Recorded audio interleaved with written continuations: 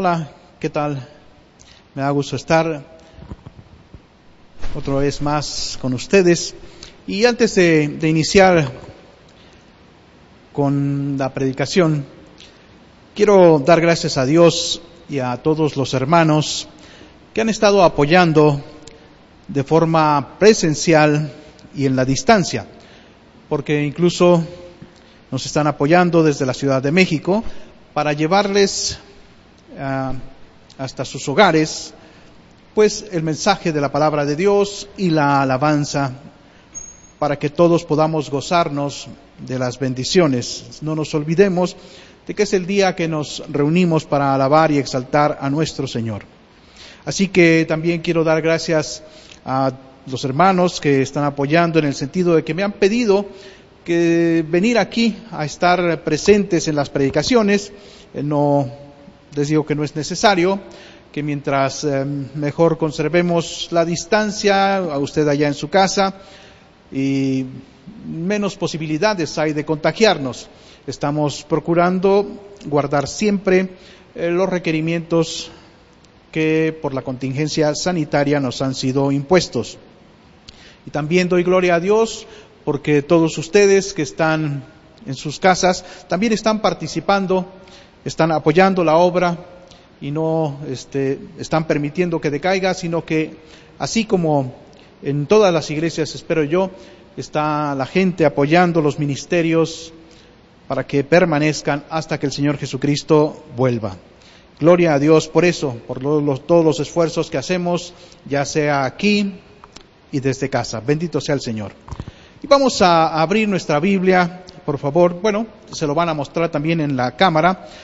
Colosenses capítulo 1, voy a leer nuevamente del verso 9 al verso 14. Les recuerdo que ahí estamos, ahí nos quedamos cuando comenzó esta contingencia.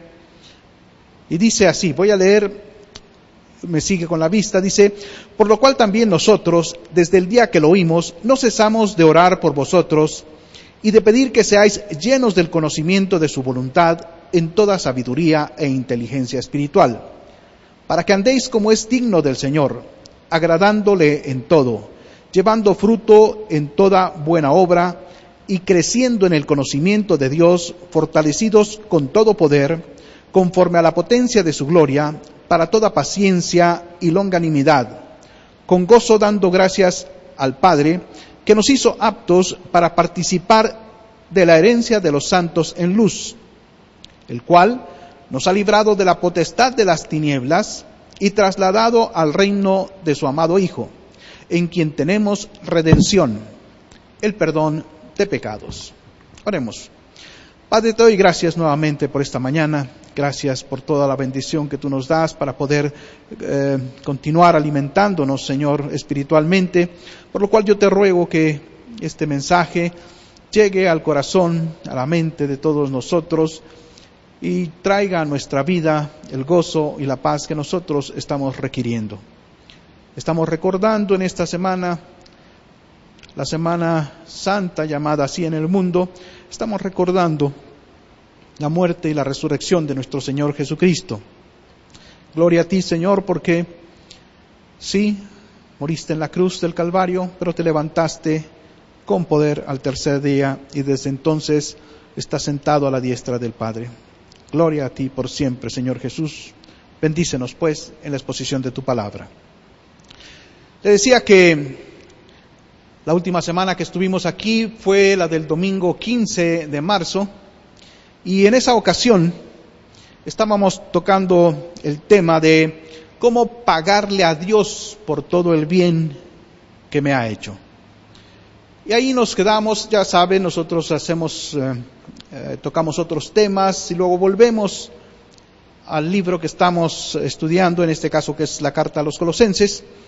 Y ahí veíamos esa última semana que no había manera de pagarle a Dios por nuestra salvación. Nuestra salvación no tiene precio, es tan grande el precio que no podríamos pagarlo. Así que lo tuvo que pagar el mismo Dios que puso esa condición. Nosotros veíamos que sí, es cierto, no podemos pagarle con nada, pero Lo que sí podemos hacer es tener una vida de agradecimiento por la gran maravilla que hizo por nosotros. Y decíamos que podíamos vivir adorándole y alabándole. Adorar, decíamos, es una forma de vida. Es vivir como Él quiere, es vivir de acuerdo a su voluntad. Alabándole es vivir exaltándolo por lo que Él es, por lo que Él hace. Así que en Cristo Jesús tenemos redención, tenemos la salvación. Él nos compró, por decirlo de esta manera, en el mercado de los esclavos del pecado. Él pagó el precio para darnos libertad, la libertad de seguirlo y servirlo. Esto es precisamente el tema que quiero que toquemos el día de hoy, el perdón de nuestros pecados.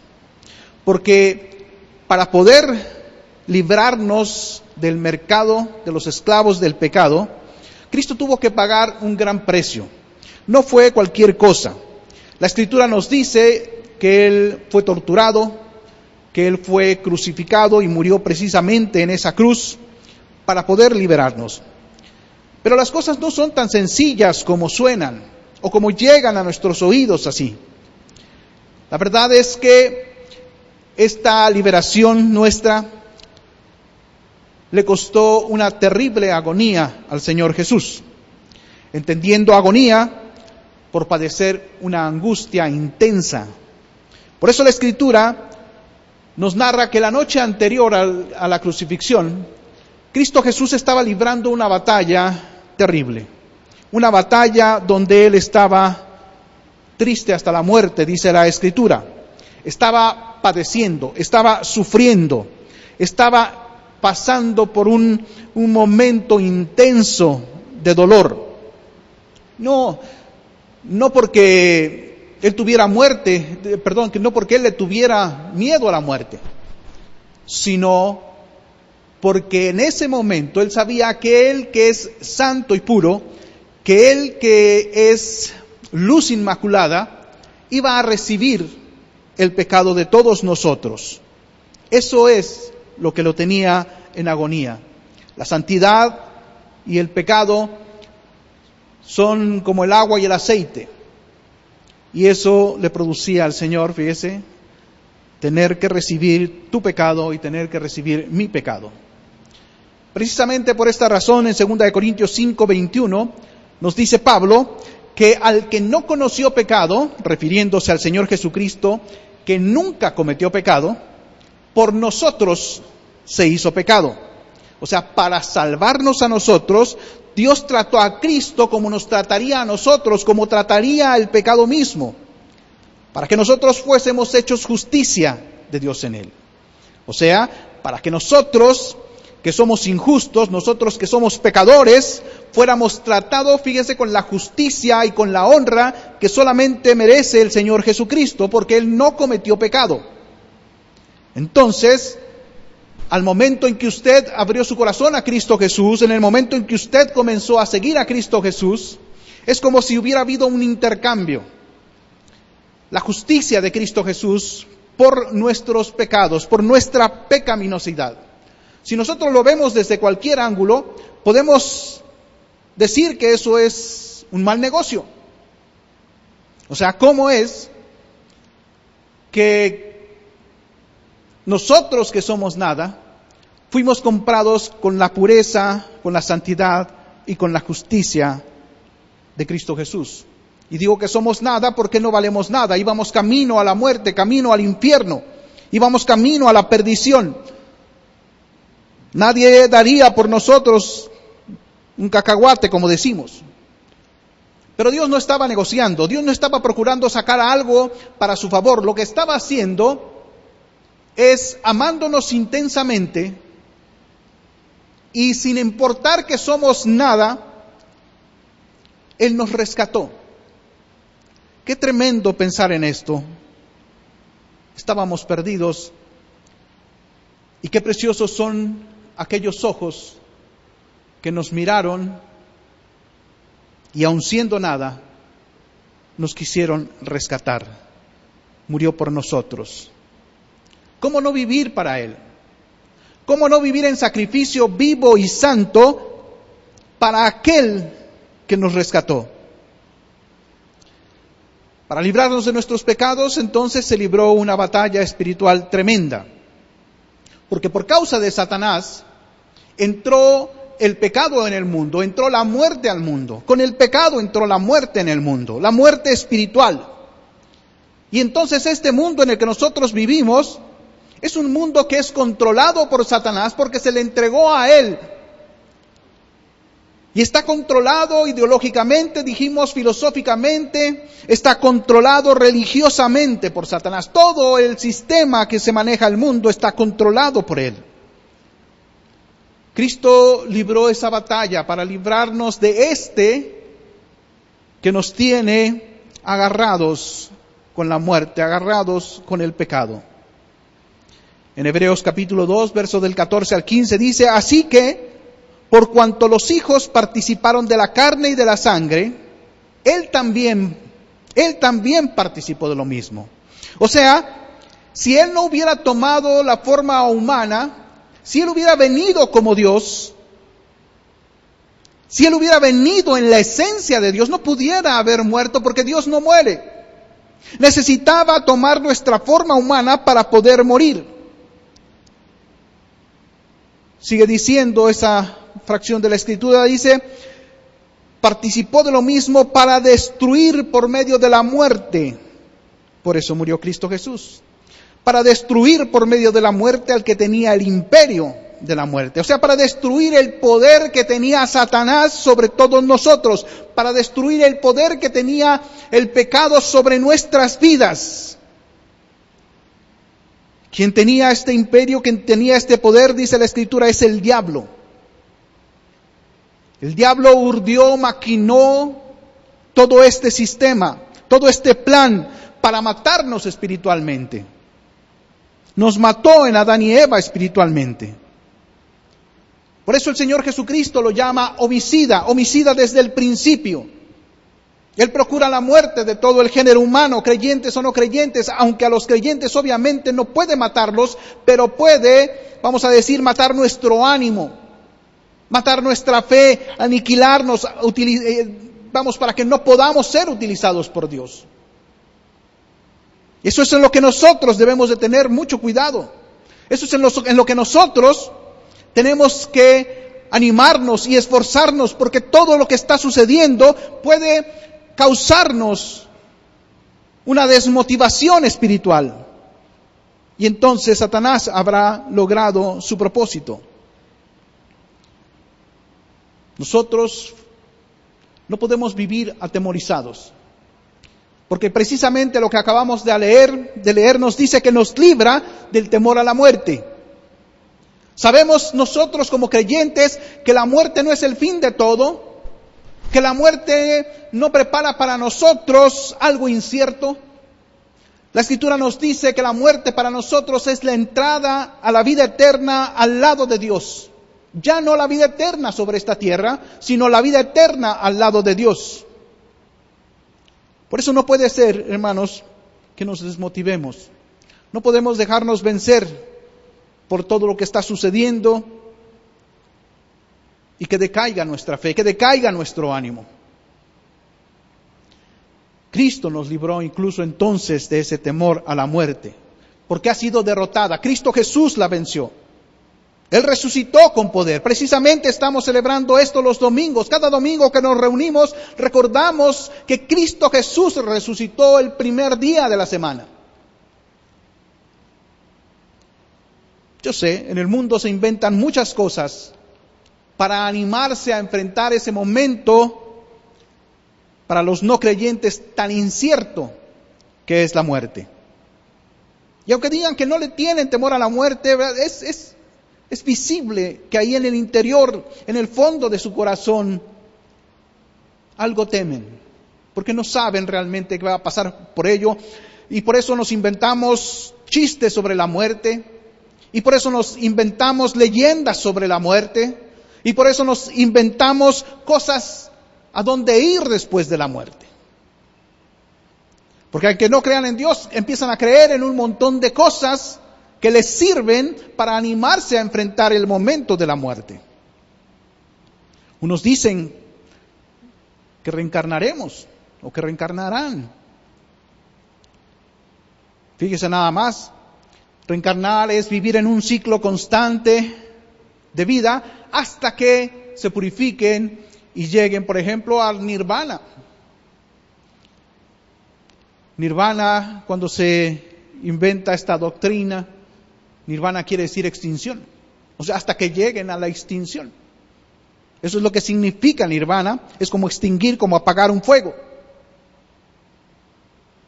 Otros nos dicen que nos unimos a Dios al morir. Y que Dios es el universo. Por lo tanto, ese Dios no es el Dios todopoderoso, no es el Dios toda sabiduría, todo entendimiento, sino que entonces, para ellos, Dios es un Dios que está en el proceso, que está en transformación, y que a ese es al Dios que se unen. Otros más dicen que no hay nada después de esta vida física. Para ellos somos materia y solo materia. Y entonces cuando uno muere, pues a final de cuentas se convierte en tierra o se convierte en abono para la tierra. Hay también quienes dicen que pasamos a otra dimensión, fíjese nomás. Como si ya hubiéramos visto algún ser de otra dimensión venir a esta dimensión y hablarnos de otra.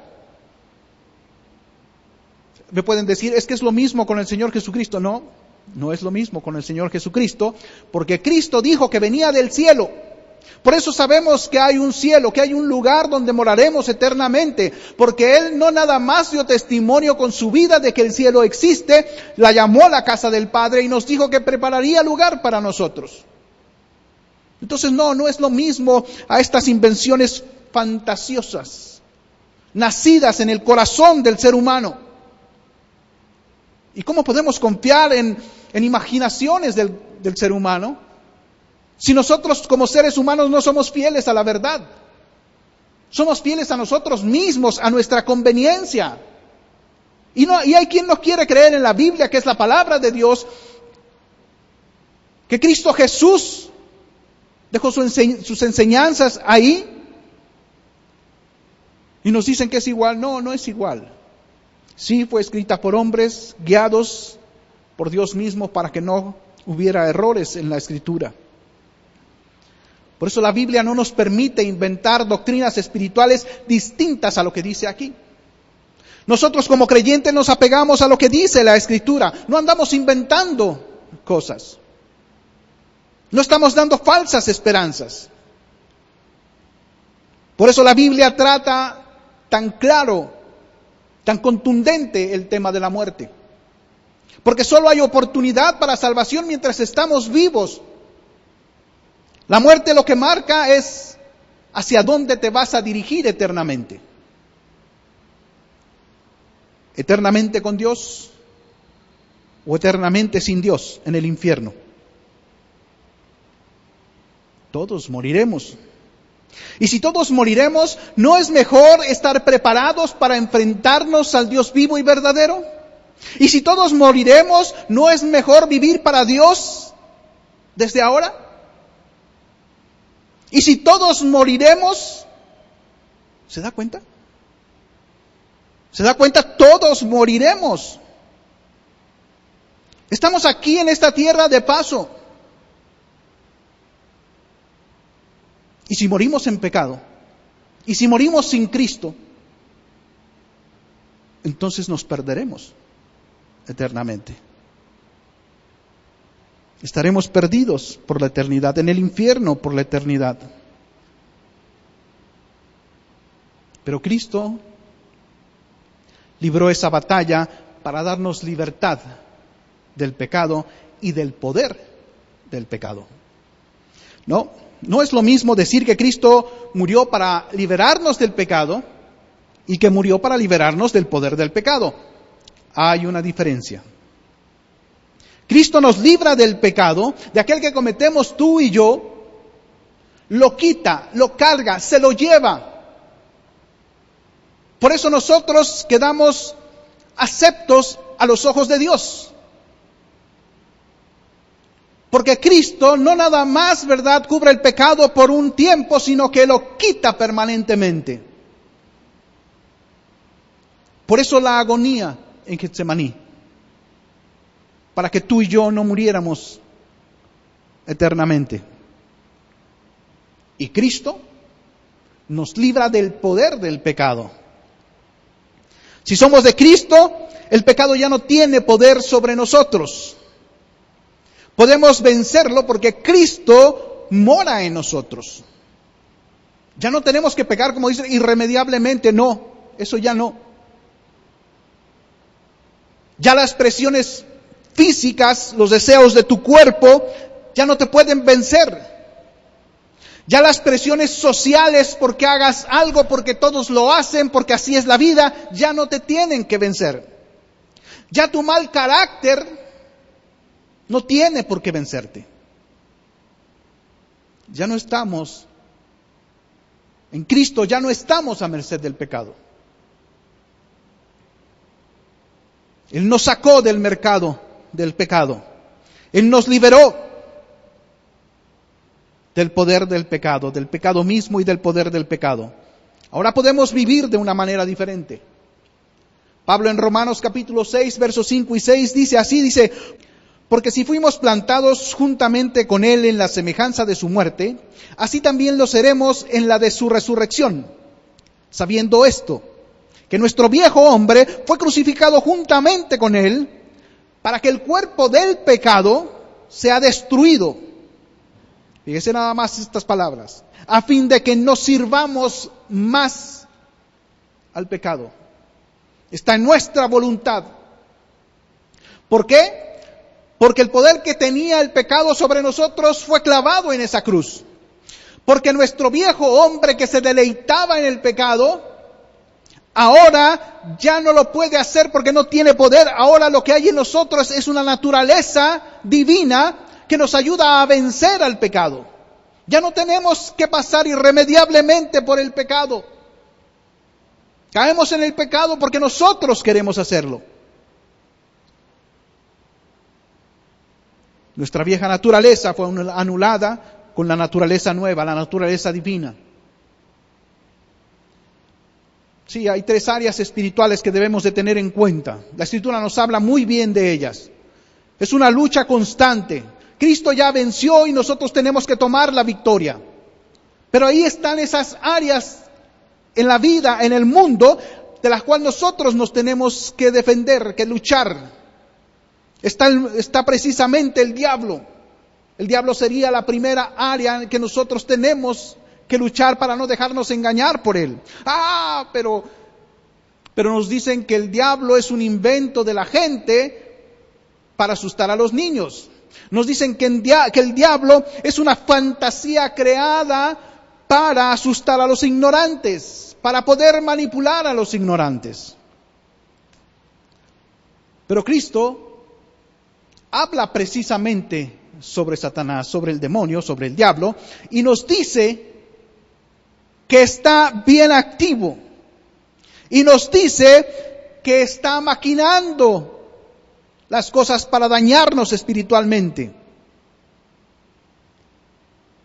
El diablo, si hay alguien que promueve la no existencia del diablo, es el diablo.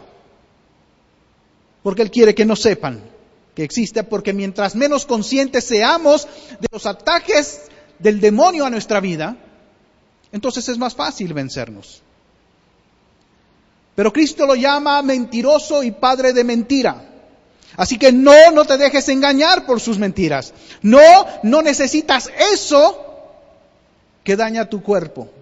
No necesitas eso que daña tu vida y daña la vida de otros. Porque así es el pecado. No nada más daña la vida del pecador, sino que empieza a contaminar todo lo que le rodea, todos los que le rodean. Si te lleva a pensar que necesitas eso, te está engañando. Está procurando que caigas. Te está mintiendo. Pero también hay otra área, el mundo. ¿Y por qué debemos cuidarnos del mundo? Pues porque el mundo está bajo el sistema de Satanás. Ya lo hemos visto varias veces. Primera de Juan, capítulo 5, verso 19. Precisamente porque el mundo está bajo el sistema de Satanás, por eso el odio entre las razas, por eso el amor al dinero, por eso el consumismo, por eso el deseo de poder, por eso el deseo de ser más que los demás, para humillar, para pisar, para destruir. Ese es el sistema de Satanás. Veamos el tipo de mundo en el que estamos. A veces no podemos confiar ni en los más cercanos a nosotros. Primera de Juan, capítulo 2, verso 15 al 17, dice así: no améis al mundo ni las cosas que están en el mundo. Ya sabemos por qué. Si alguno ama al mundo, el amor del Padre no está en él.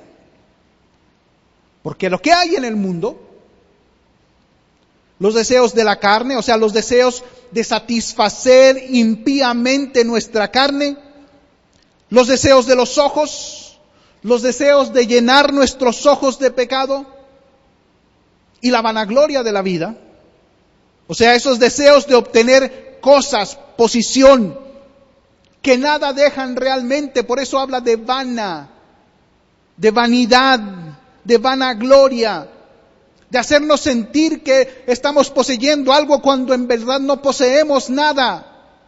Son palabras que se lleva el viento. Son posiciones que, mira, una pandemia nos está demostrando que no hay tal riqueza que sirva, que no hay tal poder que sirva, que no hay una posición que sirva en contra de la adversidad, que valga algo. Es una vanagloria. Podemos tener las cosas del mundo sin amar al mundo. Podemos tener las cosas del mundo sin aferrarnos a ellas con uñas y dientes. Podemos tener las cosas del mundo entendiendo que son pasajeras, que no son importantes. Importantes realmente. Lo importante realmente es Dios y su voluntad. Podemos tener las cosas del mundo sabiendo que son bendiciones de Dios y que debemos amar a Dios, no a sus bendiciones. Fíjese qué bien nos está alertando el Señor. La Escritura ya ha estado desde el primer siglo.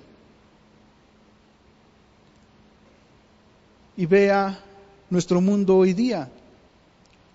Y veamos si no estamos metidos tanto en estas cosas. Por eso la palabra de Dios es tan actual. No está pasada de moda. La palabra de Dios es actual, se puede aplicar a cualquier tiempo en nuestra vida. Y hoy como nunca. Y hoy como nunca, porque Dios nos está llamando a que examinemos nuestra vida. A que examinemos nuestros caminos. ¿Qué estamos haciendo? ¿Qué estamos pensando? ¿Qué actitud tenemos? Porque la otra área es el área de la carne. Es esta carne que nos hace sentir deseos intensamente por la sexualidad, por el alcohol, por la droga, por la comodidad, sin importarnos lo demás. Es esta carne que muchas veces nos hace comportarnos como no somos y como no queremos ser. Es esta carne que tenemos que sujetar para la gloria de Dios.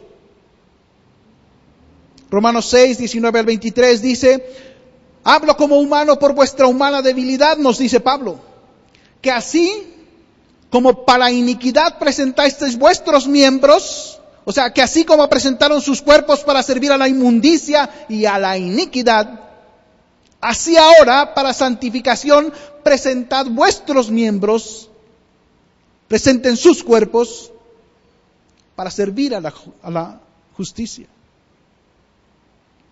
Deja ya la hipocresía.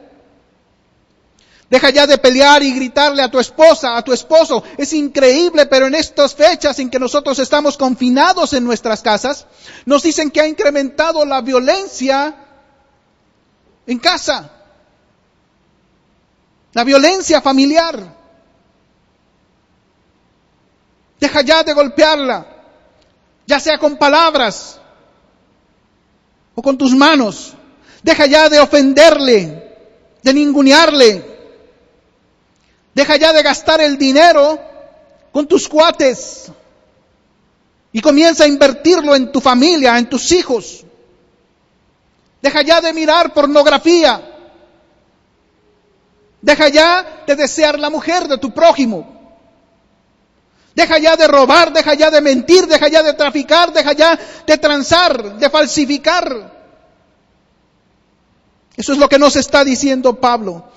Que antes podíamos nosotros presentar nuestro cuerpo para cosas como esta. Pero ahora debemos presentar nuestros cuerpos, nuestros miembros para servir a la justicia. Porque cuando erais esclavos, sigue diciendo esa fracción, cuando erais esclavos del pecado, erais libres acerca de la justicia. O sea, vivías en pecado, bueno, pues, ¿qué otra cosa? Estabas lejos de Dios. Y dice, ¿y qué fruto tenías de aquellas cosas en las cuales ahora te avergüenzas? Ahora te avergüenzas. Porque el fin de ellas es la muerte. Fíjate nada más, vergüenza y muerte. Tú que eres violento en tu casa, no eres violento con los demás. Porque te avergüenza que los demás sepan. Porque amenazas para que no se diga. Pero mira, es vergüenza y muerte. Mas ahora que habéis sido liberados del pecado, dice Pablo, y hechos siervos de Dios, tenéis por vuestro fruto la santificación y como fin la vida eterna. ¿Por qué? Porque la paga del pecado es muerte, muerte eterna. Mas la dádiva de Dios, el regalo de Dios es vida eterna en Cristo Jesús, Señor nuestro.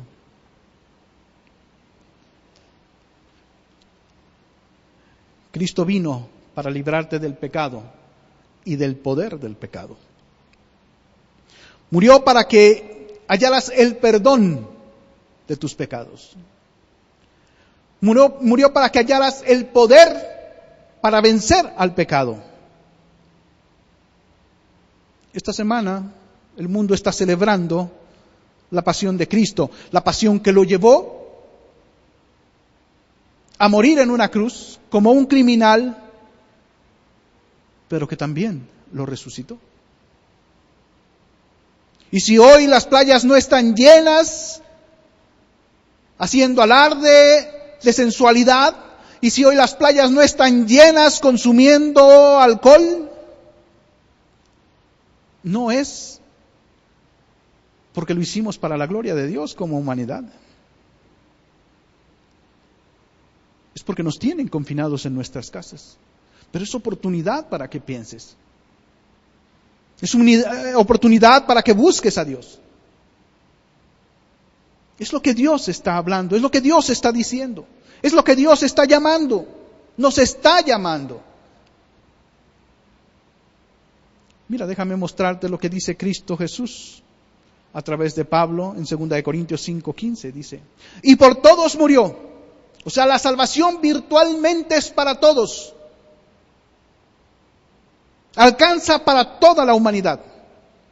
Y por todos murió para que los que viven, o sea, la salvación es efectiva solamente en aquellos que han puesto su fe en Cristo Jesús, como dice la Escritura. Y los que han puesto su fe en Cristo Jesús, como dice la Escritura, lo siguen y lo sirven y procuran honrarlo con su vida, con su comportamiento, con su pensamiento, con su actitud. Y por todos murió, para que los que viven ya no vivan para sí, ya no vivan para satisfacer sus deseos carnales, sus deseos de los ojos, sus deseos de vanagloria, sino, dice, y por todos murió, para que los que viven ya no vivan para sí, sino para aquel que murió y resucitó por ellos. Vivir para aquel que murió y resucitó por nosotros, por los creyentes. El perdón de pecados sí lo obtenemos en la cruz del Calvario con la sangre derramada de Cristo Jesús. Pero Él resucitó para demostrar que todo lo que había dicho era verdad. Que Él era ser quien decía ser. Nosotros podemos encontrar a los líderes religiosos, a los grandes líderes religiosos sepultados, los podemos ubicar sobre esta tierra. Ubicados. Pero la tumba vacía en Jerusalén nos dice que Él es el único que ha vencido la muerte. La fe cristiana es una mesa que se sostiene con 3 patas. Cristo nació, Cristo murió. Y la esencial, la que sostiene esta mesa es que Cristo resucitó. Si no hubiera resucitado, sería como uno más de los líderes religiosos que hay en el mundo. Hubiera sido un pecador más que murió en una cruz, pero que no tenía poder para ayudar a ninguno de sus seguidores, que los engañó a todos, que les dio falsas promesas. Pero gloria a nuestro Señor. Él es quien dice ser. Nació, murió y resucitó. Si hay un tiempo en que debes de recordar estas cosas, pues sería en este tiempo. Déjame decirte, porque no hay tales días santos. Pero estamos amedrentados. Estamos atemorizados, metidos allá en las casas. Es un buen tiempo para que pienses cuánto necesitas de Cristo Jesús. Ahora debemos de vivir para el Señor Jesús. Nos libró del pecado, nos libró del poder del pecado. Ahora somos libres, no somos esclavos de la maldad. En Cristo Jesús hay verdadera redención. En Cristo Jesús verdaderamente es efectivo el poder el librarnos del poder del pecado, vivir como libres. Te invito para que reacciones. Te invito para que pienses que es en serio el llamado de nuestro Dios. Que Él es amoroso y paciente y nos está esperando a todos al arrepentimiento, a la corrección de nuestros caminos.